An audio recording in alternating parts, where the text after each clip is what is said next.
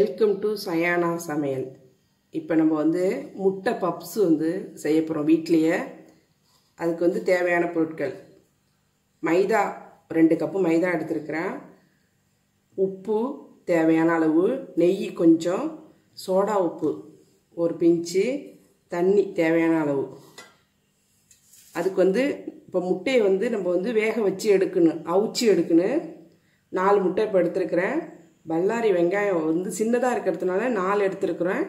இஞ்சி பூண்டு பேஸ்ட்டு, கொத்தமல்லி கீரை, கருவேப்பில்லை. இதை எப்படி செய்கிறதுன்னு காமிக்கிறேன். இப்போ நம்ம வந்து ஃபஸ்ட்டு மாவு வந்து பிசைஞ்சிக்கணும். அதுக்கு வந்து நான் ஒரு கடாய் வச்சுருக்கிறேன். கடாய் சூடு வந்ததும் நெய் வந்து ஒரு 2 ஸ்பூன் நான் விட்டு சூடு பண்ணிக்கிறேன்.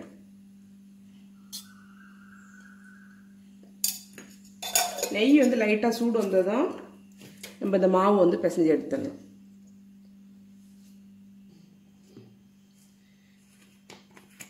ஃபஸ்ட்டு உப்பு வந்து இதுக்கு தேவையான அளவு போடணும். இப்போ நான் வந்து ஒரு 1/2 ஸ்பூன் உப்பு போடுறேன்.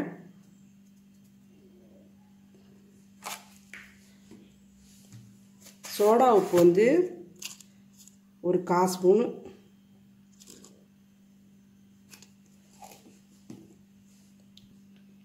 இந்த நெய் வந்து நல்லா சூடு வந்துருச்சு. இது எல்லாத்தையும் ஒரு கலந்துட்டு நம்ம வந்து இந்த நெய்யை வந்து இதுக்குள்ளே ஊற்றி சப்பாத்தி மாவு பதத்துக்கு நம்ம வந்து இந்த மாவை பிசைஞ்சிக்கணும்.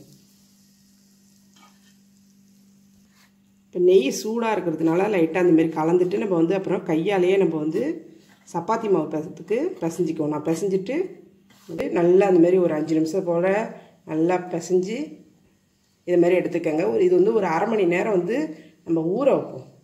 அதுக்கு வந்து நான் வந்து ஒரு ஈர டவல் எடுத்திருக்கேன். அதை அப்படி போட்டு நம்ம ஊற வைப்போம். ஒரு 1/2 மணி நேரம் இது ஊறட்டும். இந்த முட்டைக்கு வந்து நம்ம வந்து வெங்காயம் வந்து வதக்கிக்க போகிறோம். அதுக்கு வந்து நான் வந்து ஒரு கடாய் வச்சுருக்கேன். கடாய் சூடு வந்ததும் ஒரு 2 ஸ்பூன் எண்ணெய் விட்டுக்குவோம். இப்போ சூடு வந்ததும் இந்த வெங்காயத்தை இதில் போட்டு வெங்காயம் போட்டு நல்லா ஒரு பாதி அளவு வதங்கணும். இந்த வெங்காயம் வதங்கிறதுக்கு வந்து நம்ம வந்து இப்போ வந்து கொஞ்சமாக உப்பு போட்டுக்குவோம். அளவு அரை ஸ்பூன் நான் போடுறேன், நீங்கள் பார்த்து போட்டுக்கோங்க.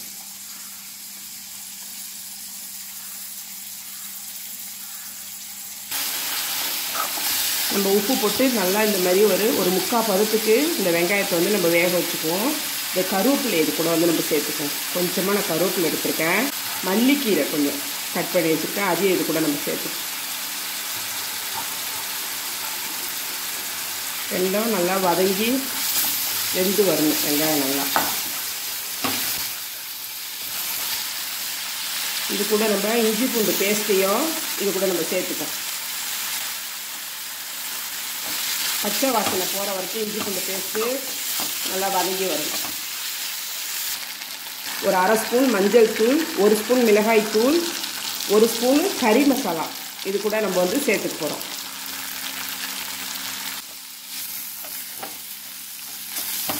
ஒரு 2 நிமிஷம் போல் இது நல்லா இந்த மசாலா நல்லா வெந்து சுருண்டு வரட்டும். நம்ம வந்து இதை வந்து அடுப்பை ஆஃப் பண்ணிவிட்டு நம்ம இதை வந்து ஆற வச்சுக்குவோம். முட்டையை வந்து நல்லா வேக வச்சு தோலை உரிச்சிட்டு நம்ம எடுத்து வச்சுக்கணும். இப்போ நம்மளுடைய மாவு வந்து பிசைஞ்சு ஒரு 1/2 மணி நேரம் ஆகிடுச்சி, நம்மளுக்கு ரெடி ஆகிடுச்சி. இந்த மாதிரி நான் வந்து உருண்டை எடுத்து வச்சுருக்கிறேன். நம்ம 4 முட்டை போட்டிருக்கிறதுனால நம்ம 2 கட் பண்ணி தான் நம்ம வைக்க போகிறோம். அதனால் நம்மளுக்கு 8 பப்ஸ் வந்து நம்மளுக்கு வரும். நான் அதனால் 8 உருண்டை எடுத்துருக்கிறேன். கொஞ்சமாக மைதா மாவு நான் வந்து இது வளர்த்துறதுக்காக கொஞ்சமாக நான் போட்டிருக்கேன்.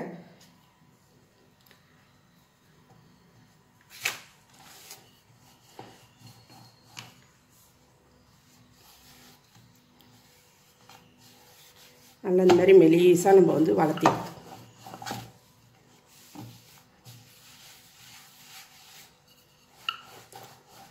இப்போ நம்ம வந்து இந்த மாவு வந்து வளர்த்தியாச்சு. இது மாதிரி நம்மளுக்கு வந்து ஸ்கொயர் ஷேப்பில் இருந்தாக்கா நம்மளுக்கு வந்து கரெக்டாக இருக்கும்.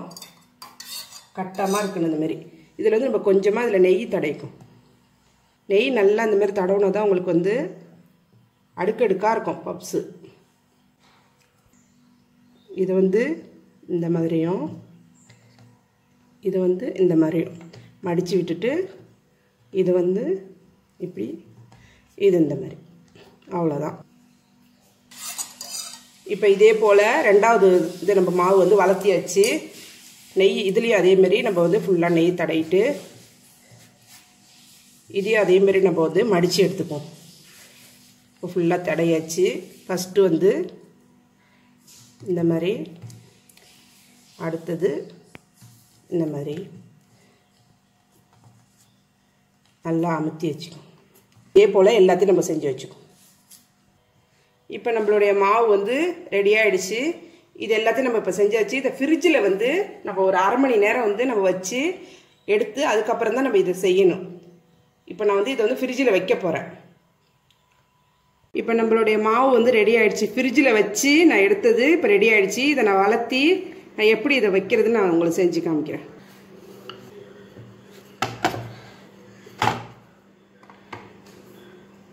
இப்போ நம்மளுடைய இந்த வெங்காயம்லாம் வதக்கி வச்சுருந்தோம் இல்லையா, மசாலாலாம், அதில் நம்ம எடுத்து இது ஒரு ஸ்பூன் இதில் வச்சு,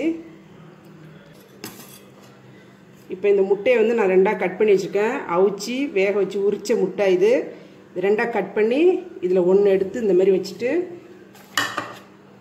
ஃபஸ்ட்டு இந்த பக்கம் எடுத்து இப்படி வச்சுங்க, அடுத்தது இப்படி வச்சுங்க,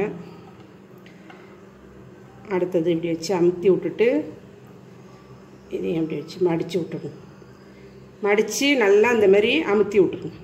அப்போ தான் நம்மளுக்கு பிரியாமல் இருக்கும் எண்ணெயில்.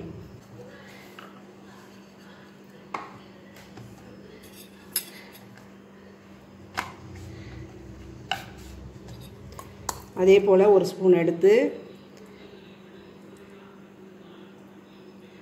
வெங்காயம் வச்சுட்டு இப்போ முட்டையை எடுத்து நம்ம இதில் பெரட்டி வச்சுட்டு இந்த பக்கம் ஒரு மூலையும் இந்த பக்கம் ஒரு மூலையும் நல்லா அமுத்தி வச்சுட்டு, இப்போ நம்மளுடைய முட்டை பப்ஸுக்கு எல்லாம் ரெடி ஆகிடுச்சு. இப்போ நான் வந்து இதை பொரிச்சு எடுக்க போகிறேன். கடாய் வச்சுருக்கேன், எண்ணெய் ஊற்றிருக்கேன். இந்த எண்ணெய் சூடு வந்தோடனே நம்ம இதை ஒன்று ஒன்றா மெதுவாக போட்டு பொரிச்சு எடுக்க வேண்டியதுதான். நம்ம வந்து போடும்போது இந்த பக்கத்தை போடாதீங்க, பின்பக்கத்தை நம்ம மடிச்சிருக்கோம் இல்லையா, ஃபஸ்ட்டு இந்த பக்கத்தை நம்ம வந்து இதை போடணும்.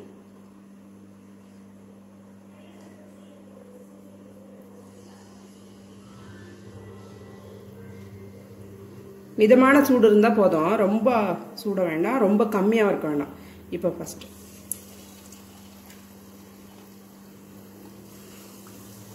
பொறுமையாக நல்லா கொஞ்சம் வெந்து வந்ததுக்கப்புறம் நம்ம பெரட்டி விடுவோம். போட்ட உடனே பெரட்ட வேண்டாம். ஒரு பக்கம் வெந்து வருது, நம்ம பெரட்டி இந்த மாதிரி பெரட்டிக்குவோம்.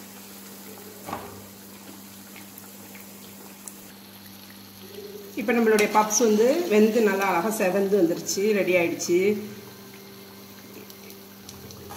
இதை நான் பிளேட்டுக்கு மாற்றிக்கிறேன். நல்லா சுட சுட நம்மளுடைய முட்டை பப்ஸ் ரெடி ஆகிடுச்சு. இதை நீங்கள் உங்கள் வீட்டில் செஞ்சு பாருங்கள். இந்த வீடியோ பிடிச்சிருந்தாக்கா சயானா சமையலுக்கு சப்ஸ்கிரைப் பண்ணாதவங்க சப்ஸ்கிரைப் பண்ணுங்கள்.